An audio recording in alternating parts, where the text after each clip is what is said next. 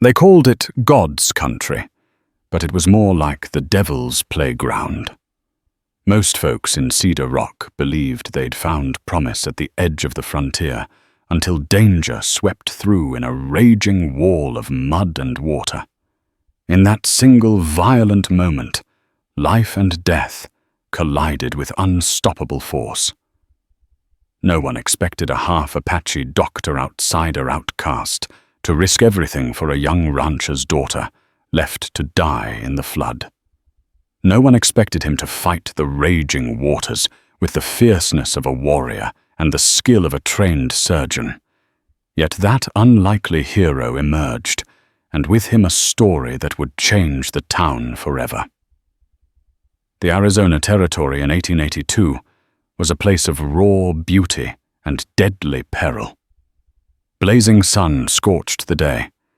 Frigid nights sank into the desert sands. The land lay peppered with chaparral and cactus-red rock formations that resembled jagged teeth and winding canyons that turned treacherous whenever the skies decided to weep. Locals lived on the razor's edge, whether farmers, prospectors, ranchers, or drifters. Each one sought prosperity in a land that offered gold in one hand and a loaded pistol in the other. Cedar Rock. A small settlement nestled near the foothills of the Dragoon Mountains had cropped up around a natural spring. Saloon doors squeaked at all hours, the blacksmith's shop glowed with burning embers, and the dusty main street never lacked for rumors whispered behind crooked shutters. Stagecoaches passed through, just often enough to bring letters from the east and carry away hapless dreamers who realized the desert could consume a person in the blink of an eye. Fights with local tribes, outlaws robbing stage lines, and rowdy cowboys painting the night red were all part of Cedar Rock's tapestry. Yet through it all, the town's residents held firm to their frontier spirit. If one could stand the hardships, there was a chance to carve out a piece of destiny.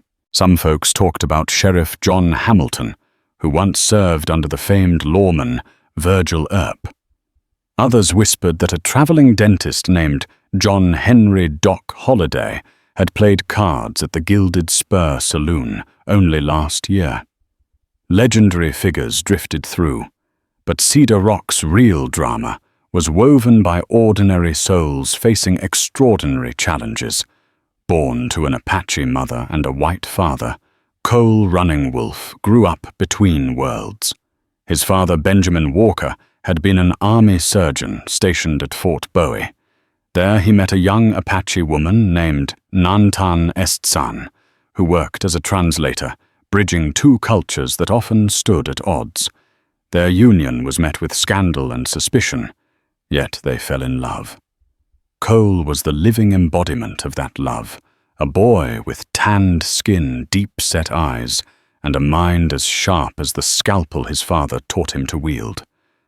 From an early age, Cole displayed an aptitude for healing. His father recognized the spark in his son and taught him basic medical procedures. However, Cole's mother imparted her own wisdom, teaching him about desert herbs, tribal remedies, and the deep spiritual connection to nature that the Apache hold dear. By the time he turned 14, Cole could stitch wounds and brew potent teas that soothed fevers. At 16, he accompanied his father on scouting expeditions, learning to dress bullet holes in austere canyon camps. Yet no matter how skilled he was, prejudice proved a sturdy adversary. Some saw Cole as an impure product of an unholy union and refused his treatment. Even more frustrating, many in the Apache community viewed him with mistrust for fraternizing with white soldiers. But in the chaos of the frontier, where every life hung by a thread, Cole's unique expertise found its way into desperate hands. Gradually, his reputation grew beyond skepticism, carried by hushed stories of a Half-Apache doctor whose skill rivaled even the best from back east. After his father's death from a cholera outbreak, Cole traveled to Philadelphia to refine his medical training. He studied under Dr. Walter Jennings, a pioneering surgeon, rumored to have once worked alongside Dr. William Gorgas in the early fight against diseases in the frontier forts. By 1882, Cole returned west, searching for a place to settle and offer his services. That fateful journey brought him to Cedar Rock, where his life and the life of another would change forever. Rachel Cunningham was Cedar Rock's golden girl, though few fully knew the weight she carried beneath her delicate exterior. She had grown up on the sprawling Double C Ranch, an enterprise her father, Horace Cunningham, had built from sweat grit and a small fortune inherited from his merchant family in St. Louis. With tall corral fences, well-fed horses, and half a dozen ranch hands who respected her father's fairness, Double C was the pride of Cedar Rock. As an only child, Rachel absorbed the ranching life from a tender age. She could ride a horse almost before she could walk, her braided hair flying behind her as she galloped across dusty fields. Horace taught her to rope and brand cattle, and by the time she was 18, she was as comfortable in the saddle as any cowboy. Yet she also possessed an innate kindness. She nursed orphaned calves back to health, bandaged wounded barn cats, and taught Sunday school on the ranch porch for the children of workers who lived too far from town to attend the regular service. Behind her bright smile and dusty boots, Rachel grappled with the early loss of her mother to tuberculosis. She buried her grief in service organizing charity drives, helping new settlers find land, and bringing homemade cornbread to neighbors in need. The townsfolk loved her for her generosity, but they also kept a safe distance, sensing that beyond her cordial facade was a storm of sorrow. In truth, Rachel's resilience was the product of heartbreak as much as hope. She believed her father's ranch was a testament to life continuing despite tragedy. But tragedies have a way of compounding on the frontier, and the next storm was about to break. Summer in the Arizona Territory was a time of dusty trails and cloudless skies until the monsoon rains arrived. On a scorching July day, ominous black clouds gathered atop the jagged peaks of the Dragoon Mountains, swirling like a dark promise of violence. There had been rumors of a heavy storm front rolling in from the south, but few took the warnings seriously. Ranchers continued driving their cattle to water, and farmers carried on plowing their fields. In Cedar Rock, the saloon was bustling as always, filled with the rattle of dice and the clang of shot glasses. Cole Running Wolf was in the small clinic he had established in town, a humble single-room structure he had rented from the local barber. Equipped with a few Cott's medical supplies purchased from his inheritance and a sturdy oak desk for examining patients, it was far from the advanced facilities he'd known in Philadelphia. Still, for Cedar Rock, it was the best hope for miles around. That evening, thunder rattled the windows, sending a chill through the desert air. Cole paused from organizing scalpels and bandages, peering outside at the swirling mass of dark clouds. Something in his gut, perhaps the Apache instinct, honed by generations living in these lands, told him this was no ordinary storm. He stepped outside to secure the shutters, noticing the wind whip the tumbleweeds into a frenzy. Across town, Rachel Cunningham finished her errands at the general store, tying up a burlap sack of fresh flour. She glanced skyward, her heart quickening at the sight of lightning dancing in the distance. She hurried to hitch her mare, planning to get home before the rains turned the riverbeds into raging torrents. Fate, however, had other plans. In a land where storms strike swiftly and mercilessly, the next few hours would transform the lives of Cedar Rock's residents forever, and set the stage for a tale that would be told for generations. The storm unleashed its fury at sundown. Sheets of rain hammered the rooftops, rattling tin awnings and drenching the parched earth in minutes. The main street of Cedar Rock, transformed into a muddy swamp as water pooled ankle-deep, surging in waves. Horses whinnied anxiously, and the saloon's swinging doors flapped wildly in the wind. Townsfolk who'd been gambling or sipping whiskey scrambled to shutter their windows and corral their animals. Outside of town, the normally dry washes and gullies filled with water so swiftly that they rose like phantom rivers, unstoppable and fierce. A flood warning in such remote territory was more a matter of luck than science. By the time people realized they were in danger, it was often too late to flee. On the outskirts of Cedar Rock, near the old crossing, where the dirt road split toward the Double C Ranch, the terrain was especially treacherous. Water roared through a canyon wash, carving new paths in the earth. A wagon could be swept away like a child's toy in a matter of seconds. Rachel Cunningham raced home on her mare, cursing under her breath at her delayed departure from town. Slanted rain pelted her face, and her hat had flown off miles back. Though the horse galloped swiftly, the washes were filling. Racing along a narrow pass, Rachel heard the deafening roar before she saw it. A wall of mud water and debris barreling toward her. With nowhere to turn, she urged her mare to veer off the path, but the panicked animal lost its footing. In an instant of heart-stopping chaos, Rachel was unseated. The horse scrambled onto higher ground, but she slid down a slick embankment into the raging torrent. Her screams were lost in the storm's roar, and it seemed no one would know her fate until the skies cleared. Word of a rider in danger reached Cedar Rock's main street by sheer chance. A ranch hand, Toby Dillard, had glimpsed a lone figure thrown from her horse in the flood while he was trying to move cattle to higher ground. He rushed into town, pounding on the door of the saloon, soaked to the bone and breathless. Sheriff John Hamilton quickly rallied a small search party, but the savage conditions made any rescue attempt perilous. In the confusion, Cole Running Wolf snatched his coat and medical bag, determined not to let another life slip away. Thunder cracked the night sky as the posse set out, lanterns bobbing in the downpour.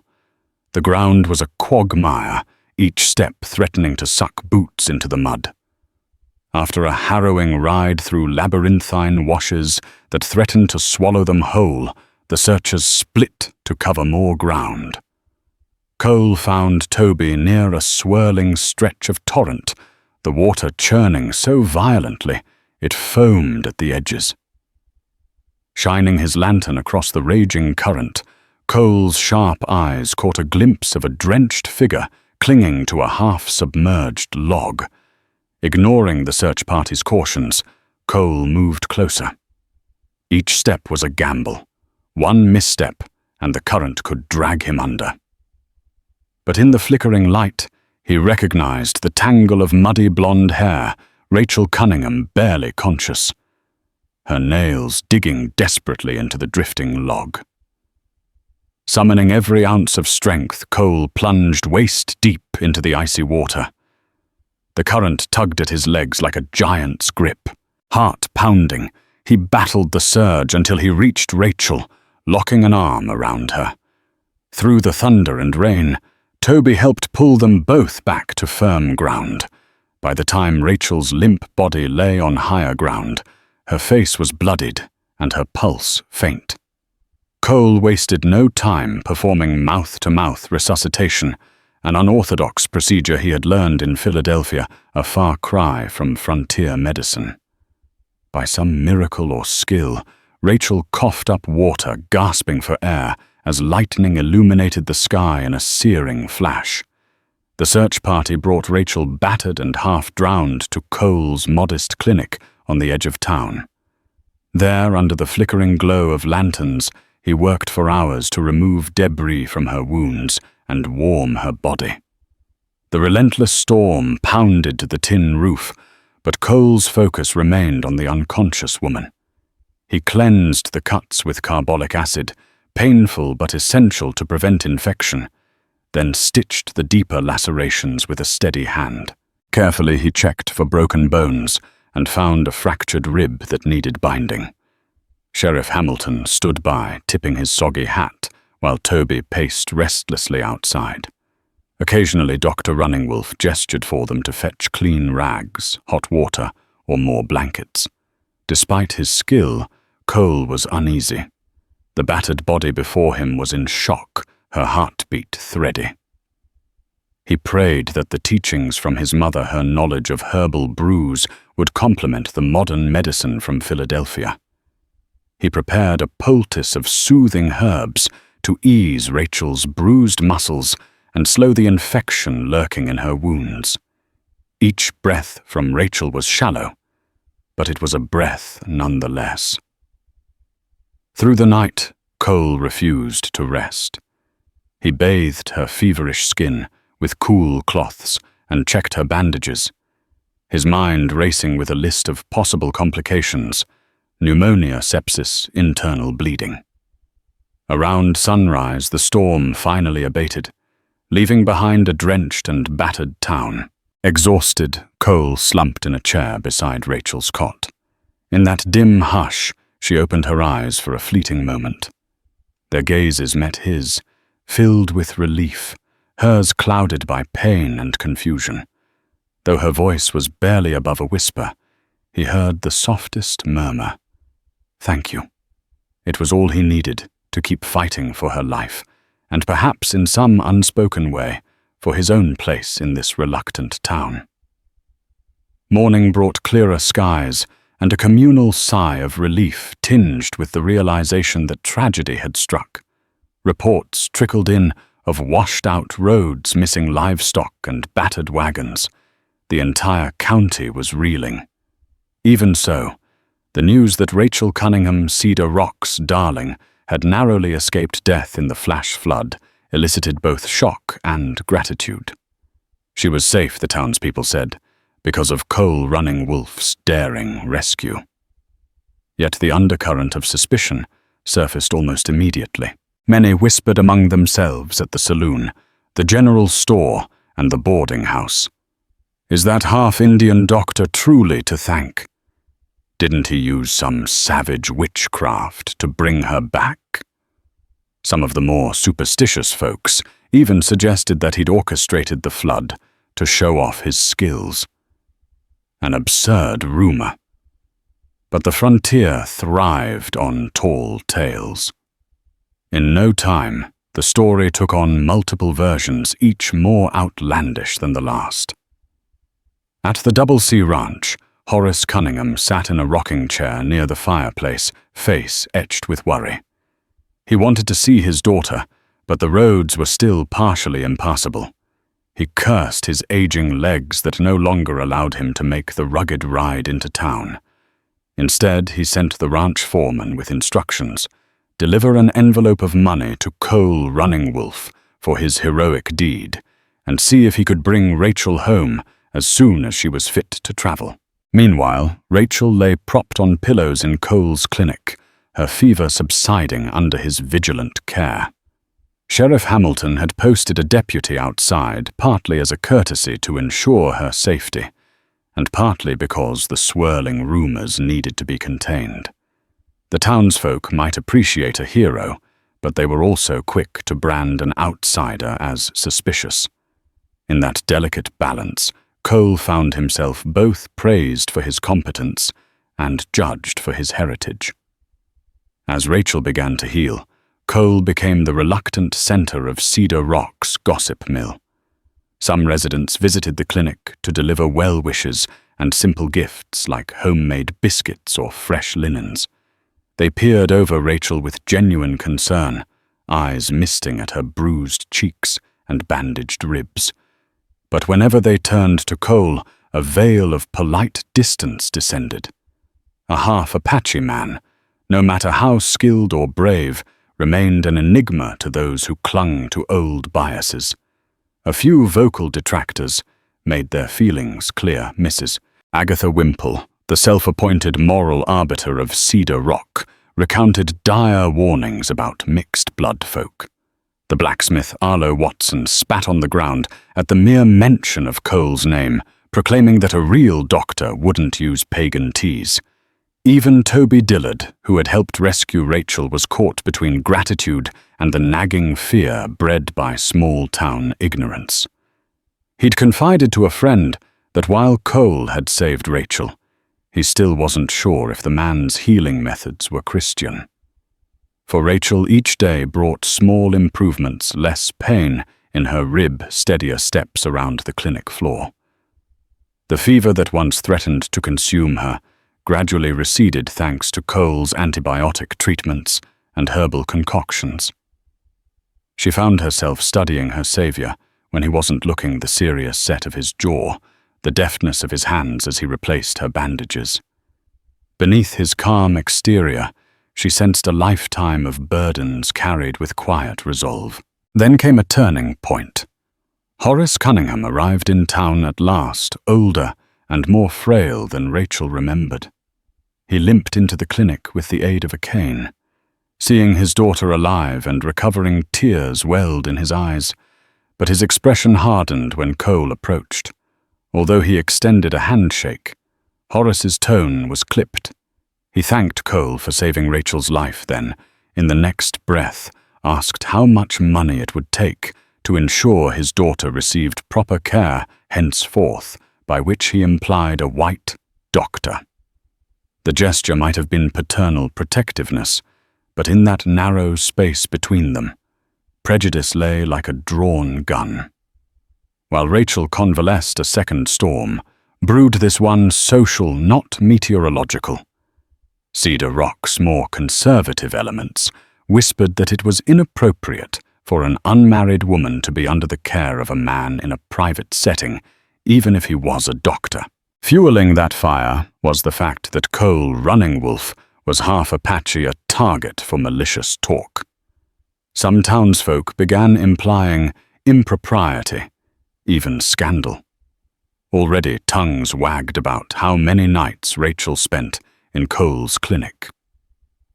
Horace Cunningham, locked in a quandary, felt his authority threatened. On one hand, he owed Cole an impossible debt for saving his daughter. On the other, he bristled under the constant gossip that tarnished his family name. Seeking advice from Sheriff Hamilton and the local judge Quentin Myers, he was informed that certain territories enforced moral statutes. While no law strictly forbade a woman recovering in a doctor's care, the judge ominously intoned that if the townsfolk demanded an inquiry, it could lead to serious reputational harm for Rachel. Over hushed discussions, an idea took shape, one that appealed to the old guard's sense of propriety. If Rachel was already married to Cole, there would be no question of impropriety. The forced logic was that any future scandal would dissolve if the two were lawfully wed. Rachel, still weak from her injuries, protested vehemently when her father and Judge Myers proposed the notion. She argued it was absurd to trap both her and her rescuer in an unwanted union. Cole was equally appalled. He had not saved a woman's life only to have it bound to his under duress. Yet they discovered that the swirl of gossip, the grip of prejudice, and the archaic moral codes of the frontier could exert a powerful influence. With her father's reputation and her own name in jeopardy, and faced with the judge's firm suggestion that scandal could ruin them, Rachel reluctantly agreed. Cole, torn by loyalty to his duty of care and a sense of responsibility for the predicament, conceded.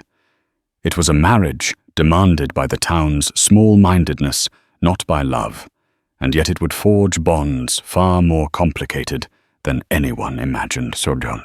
11. The wedding day.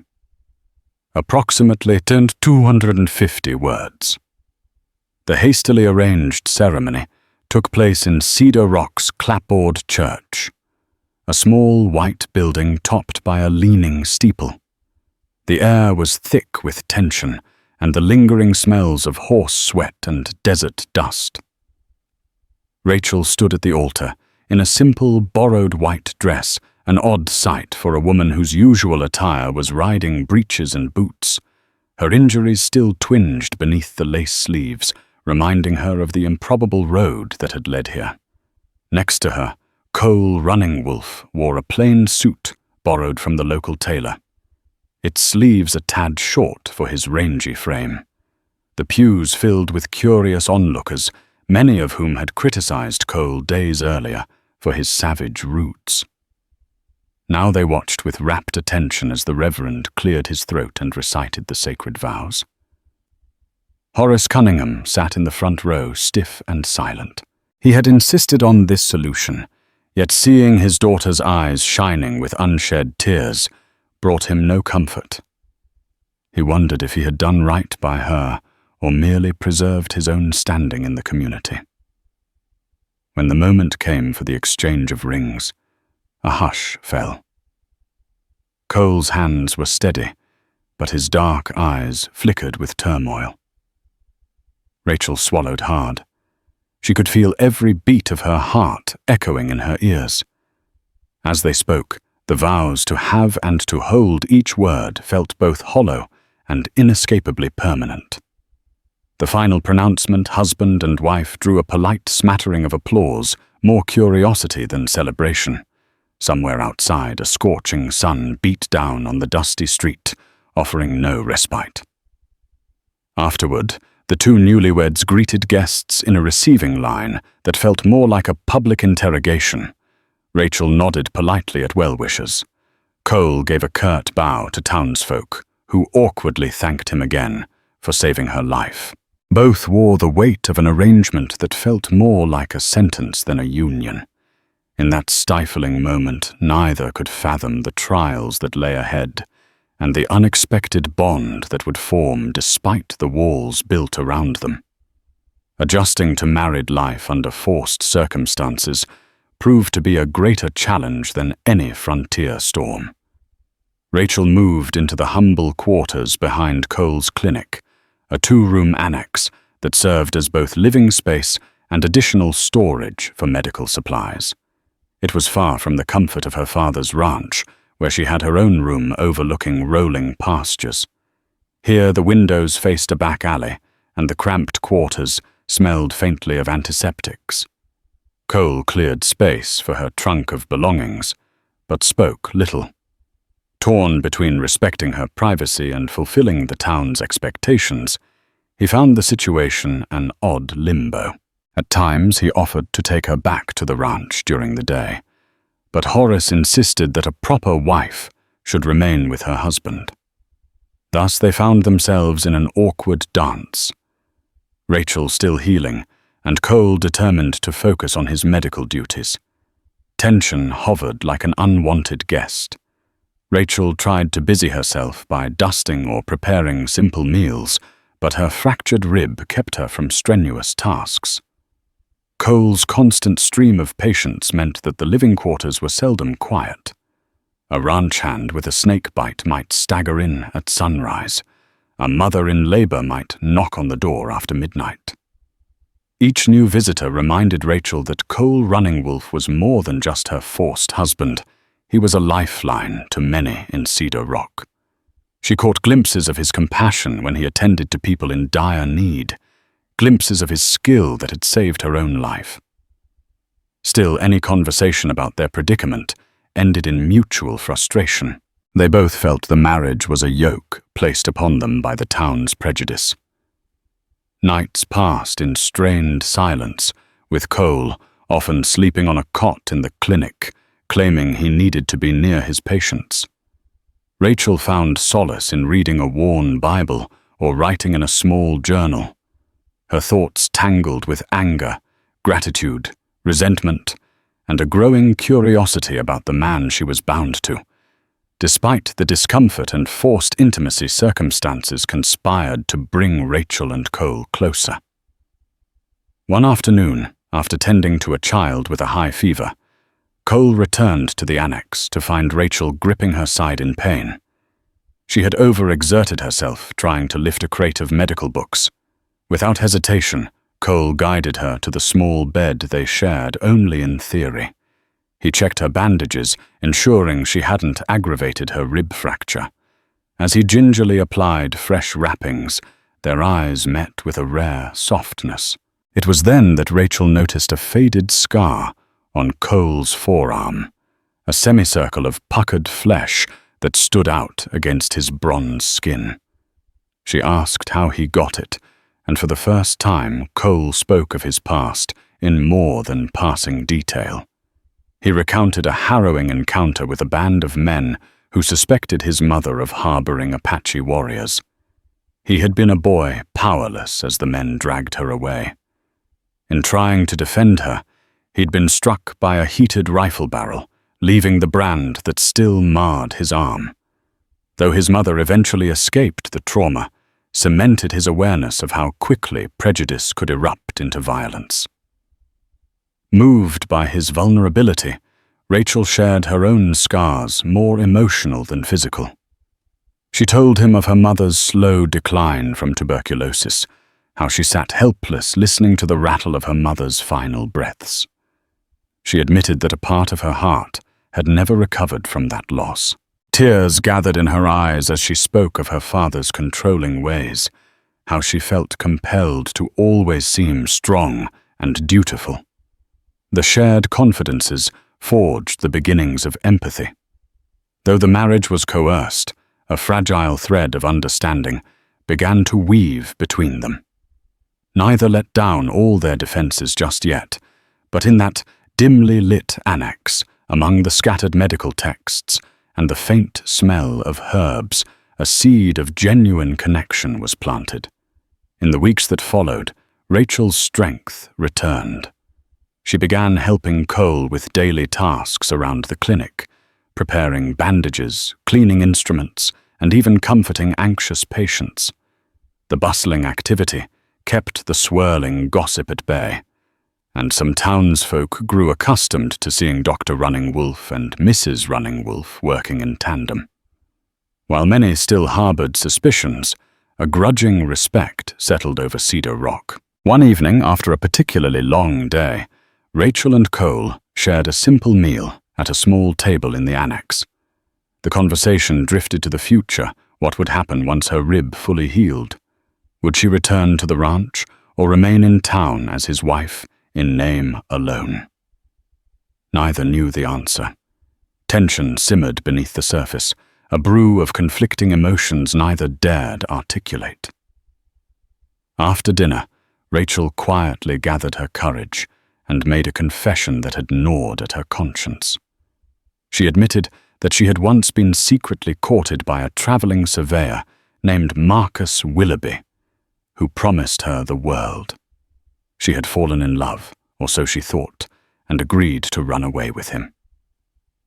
But the night before they were set to leave, Marcus vanished, stealing some of her family's valuables and leaving behind nothing but heartbreak and scandal. Horace Cunningham had managed to hush it up, but the shame still haunted Rachel. She felt unworthy, embarrassed by her naivete, and burdened by the fear that her judgment could fail her again. Cole listened, his dark eyes reflecting compassion rather than judgment. He understood what it meant to carry the past's wounds into the present. When Rachel finished, tears streaked her cheeks, and an unspoken question lingered in the air. Could she trust her own heart now, or would it betray her again? The vulnerability in that moment bridged the distance between them. Though their union was forced, they were bound by a growing honesty that neither could deny. While Rachel battled guilt and questions of self-worth, Cole grappled with a conflict of his own. He had always existed in a space between the Apache world and the white world, never fully at home in either. Now he was tied to a woman from a respected ranching family, a woman whose life he had saved and whose father had paid him handsomely for his medical services. But that money felt like blood money to Cole, a bribe to keep him at a distance.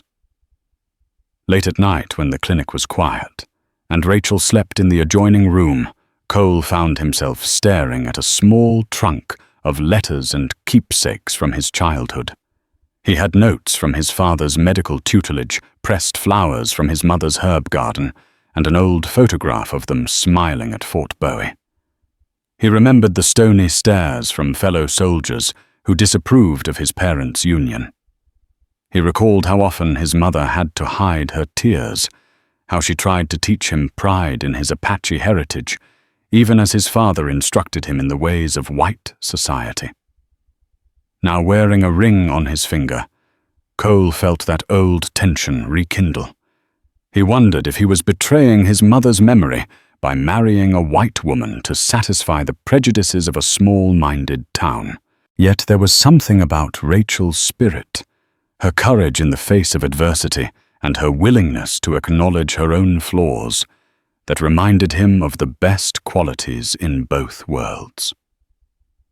He wrestled with these emotions in silence, uncertain how to reconcile them. He resolved to remain respectful, to do right by the vows forced upon them, if only to keep the peace. But in his private moments, he questioned whether genuine love could ever bloom in soil sown with mistrust. Though the storms of summer had subsided, a new tempest, one of identity longing, and the possibility of belonging gathered within his heart. Just as life in Cedar Rock began to settle, an unwelcome figure rode into town, Marcus Willoughby. Dressed in polished riding boots and a fancy waistcoat, he cut a dashing figure that belied the rumors of his betrayal. He claimed to be leading a team of surveyors under contract from the Southern Pacific Railroad, tasked with charting new routes through the region. To everyone's surprise, he strolled into the saloon, like a gentleman tipping his hat to the barkeep and flashing a smile at the ladies. Word reached Rachel almost instantly. The sight of Marcus's name scrawled on the town's new ledger of arrivals was like a punch to the gut. Memories of his promises and her humiliation came flooding back. She was determined to ignore him, but her attempts at indifference faltered when she spotted him across the street. Marcus caught her eye and doffed his hat with a mocking grin. She recoiled, pressing her palm against the ache in her rib, which flared up under stress. Cole noticed her agitation. At first she tried to dismiss it, but the tension in her posture betrayed her fear.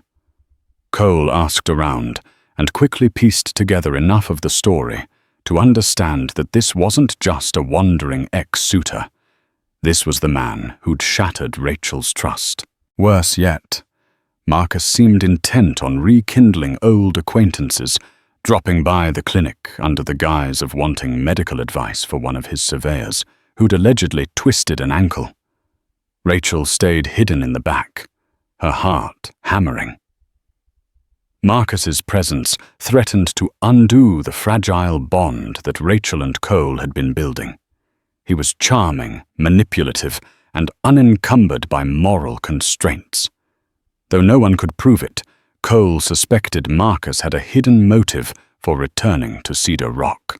And as the old rival reacquainted himself with Horace Cunningham, sweet-talking his way back into the rancher's good graces, both Rachel and Cole braced for the betrayal that often followed in the man's wake. Marcus didn't stop at social calls. Within a week of his arrival, he began hinting at grand plans for Cedar Rock's development. Over rounds of whiskey at the saloon, he regaled the locals with stories of railroad expansions that would turn their humble settlement into a bustling hub. Land prices would skyrocket, fortunes would be made. Even Horace Cunningham, wary of outsiders, found himself listening to Marcus's polished sales pitches. The old rancher's health was failing, and perhaps the idea of new prosperity appealed to his desire for a secure future for Rachel. But behind the confident facade, Marcus was playing a game.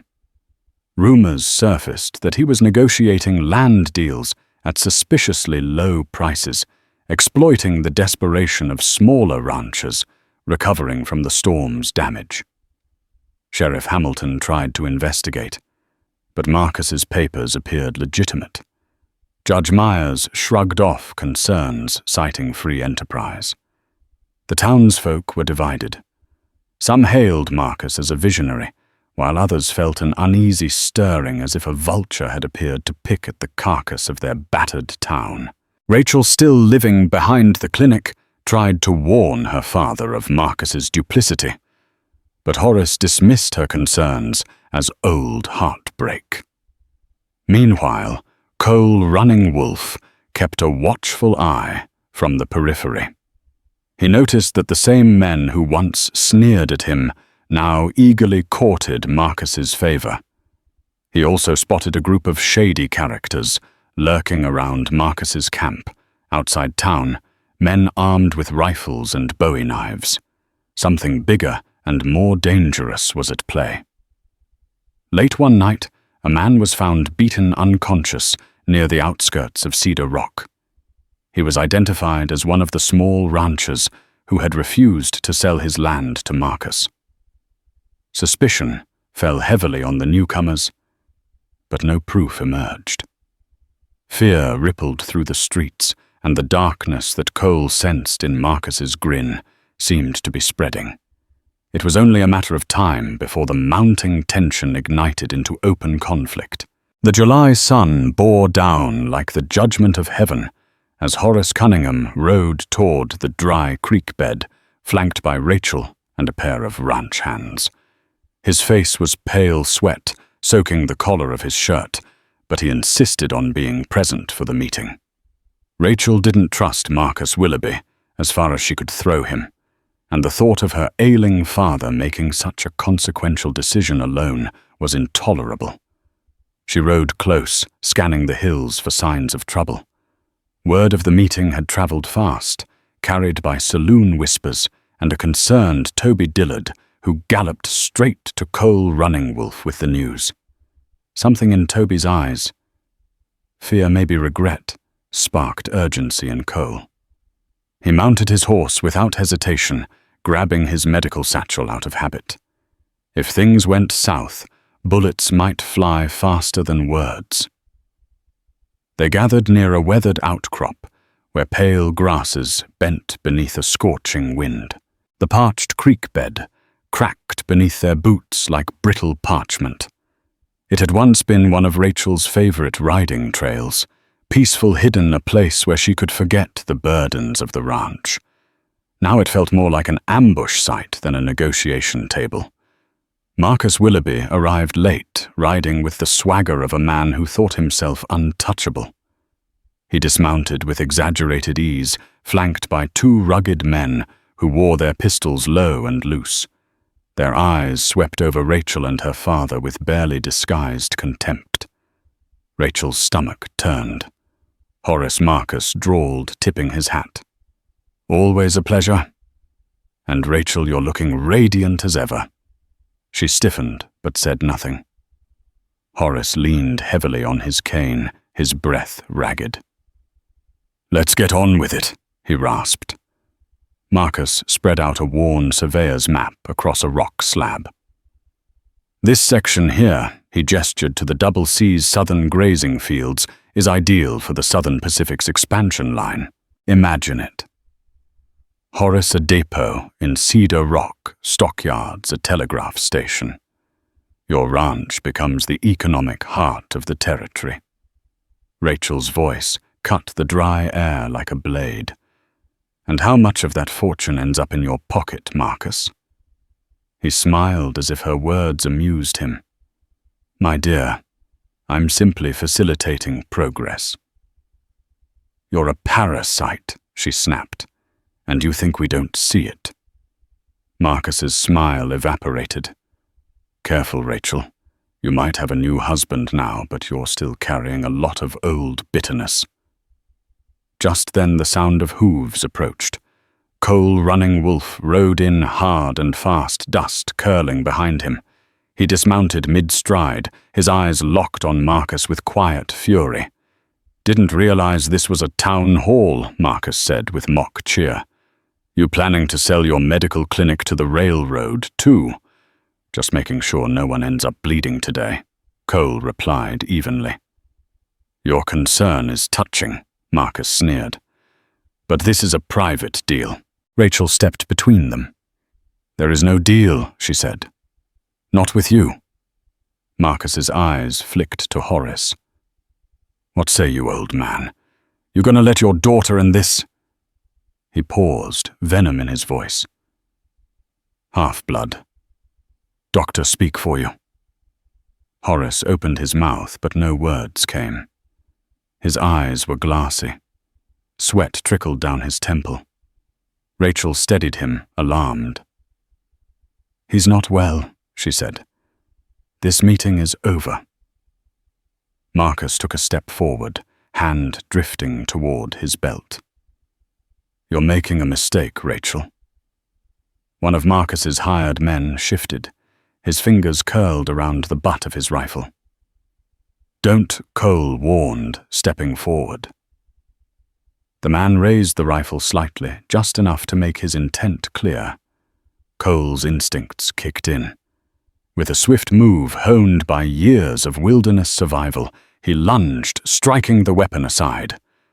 A gunshot cracked through the air. Rachel screamed. Horace dropped behind the boulder, shielding his head. Dust erupted as Cole tackled the gunman to the ground. They rolled in the sand, fists flying. The second hired man drew his pistol, but froze when a booming voice thundered from the ridge. Drop it! Sheriff Hamilton stood astride his horse, shotgun aimed and unwavering. Behind him, a line of deputies spurred into view. Toby Dillard trailed behind, waving his arms wildly. I told them you needed backup. Marcus's smug demeanor crumbled as Hamilton dismounted. You got a permit for this little militia, Willoughby. Marcus raised both hands. This is all a misunderstanding.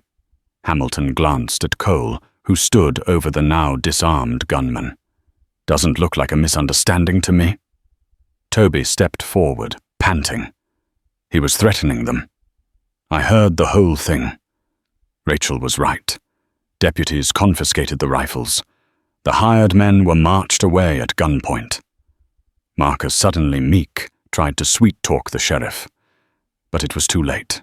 His lies had dried up like the creek bed underfoot. Rachel helped her father sit up. He clutched her hand with a strength she hadn't felt in weeks. I'm sorry, he murmured. I didn't see it until now. Cole approached, bruised but steady. Horace looked up at him with something new in his eyes. Respect.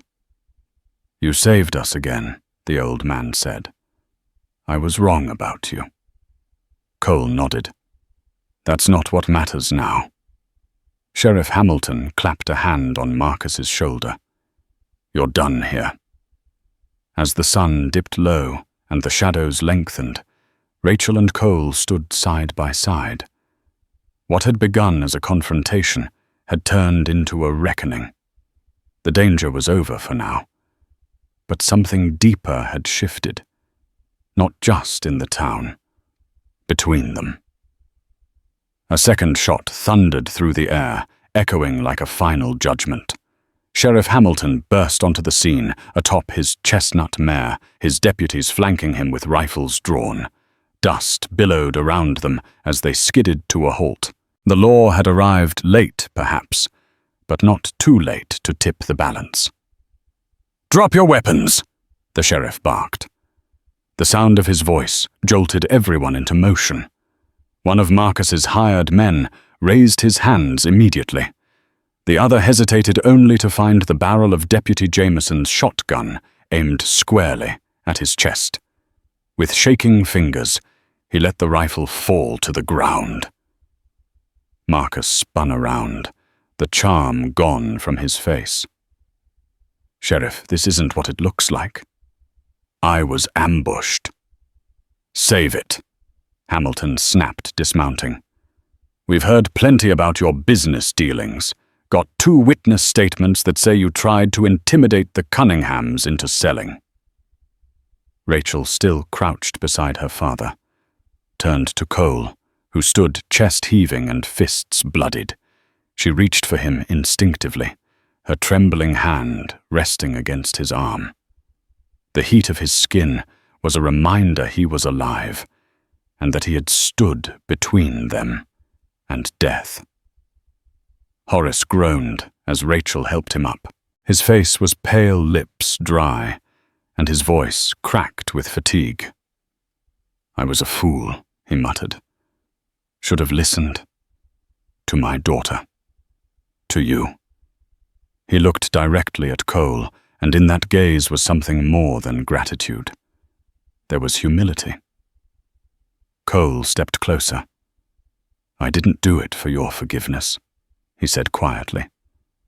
"I did it because it was right." The sheriff ordered Marcus and his men bound and taken to the jailhouse. Fraud, attempted coercion, assault with a deadly weapon. That's a long list, Willoughby. Let's see how well you talk behind bars. For once, Marcus had no slick reply. As he was marched away, his boots kicking up puffs of dust, the reality of his failed schemes settled over him like a noose. The townsfolk who had gathered at a distance began to approach, murmuring among themselves. Toby Dillard, who had ridden for help, received pats on the back. "Told you Cole wasn't like the rest," he said loud enough for the crowd to hear. Back in town, Judge Myers reviewed the charges and, perhaps swayed by public opinion and mounting evidence, agreed to press formal charges. Marcus would face a full trial. The judge even offered Cole a respectful nod, something unthinkable just weeks earlier. Later that evening at the edge of Cedar Rock, Horace Cunningham pulled Cole aside. "You saved more than our lives today," he said hoarsely. "You saved my pride. I see that now." He reached into his coat and withdrew the envelope of money he had once offered in shame. "I tried to buy you off. You didn't take it. That tells me everything I need to know." "I don't want your money," Cole said, pushing it back. "I know," Horace said. "But I want you to take something else, my respect. And if you'll allow it a place in my family." Cole didn't answer right away, but he nodded slowly, eyes meeting Rachel's across the yard. For the first time, the distance between them didn't feel forced. It felt like the start of something neither of them could have foreseen, but might finally be ready to accept. In the days following Marcus Willoughby's arrest, the heat in Cedar Rock seemed to ease as if the land itself had exhaled. The storm was over, not just the one of dust and deceit, but the deeper storm of suspicion, prejudice, and fear that had divided the town. As the sheriff's deputies hauled Marcus's men off in irons, whispers gave way to nods of quiet respect, mostly directed at the man many had once feared to speak to directly Dr. Cole Runningwolf. With the threat removed and Rachel's safety restored, the town shifted into recovery. Ranchers whose fences had been torn down in the flood worked side by side with neighbors to mend them.